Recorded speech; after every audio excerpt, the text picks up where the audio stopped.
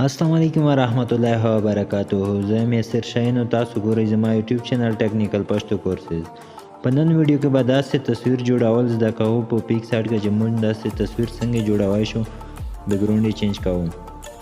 نو راځو پیکسارت ته. پیکسارت کې زه په ریسونډ باندې کلیک کوم او چې کوم فولډر دی تصویرانو والے زه تصویر ته ځم او زه یو تصویر سلیکټ کوم په دې کې بیکګراوند وال.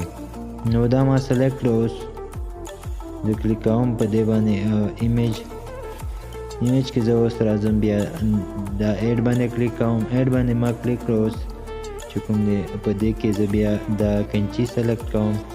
کنچي سلیکټ کولو نه بعد پرسن باندې به کلیک کوئ. پرسن نه بعد چې کلیک کوئ نو دا به ټول سلیکټ شي پرسن په دې کې او بیا سیو باندې به کلیک وکړئ. نو دا بل تصویر چې کوم دی زه به دا لږ غټ کوم دا به ډیلیټ کوم.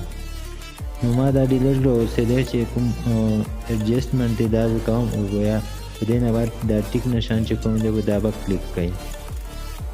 دې کلیک کولو نه بعد به زه دې آپشن ته لاړ شم. په دې کې به چې کوم دا شیډ لایټینګ چې کوم دی دا به زه لږ ور کم کړم او بیا به په ټیک نشان کلیک وکړم. په دې نه بعد بیا په دې کلیک وکړم او بیا به لاړ شم ایډجسټمنټ ته. ایډجسټمنټ کې به دې کلر چې کوم دی دا به لږ زیات کړم او دا چې کوم د تصویر مطابق کلر وي نو هغه تاسو سلیکټ کړئ چې کوم په تصویر باندې ښکلی ښکاري. نو دا هم زه لږ زیاتوم یا کم منفي 2 باندې او دا چې کوم دی دا تصویر ایډجسټمنټ مطابق به دا ایډجسټ کړئ او دا چې کوم کلر دی دا به یا ور زیات کړئ یا به کم کړئ چې په تصویر باندې ښکلی ښکاري.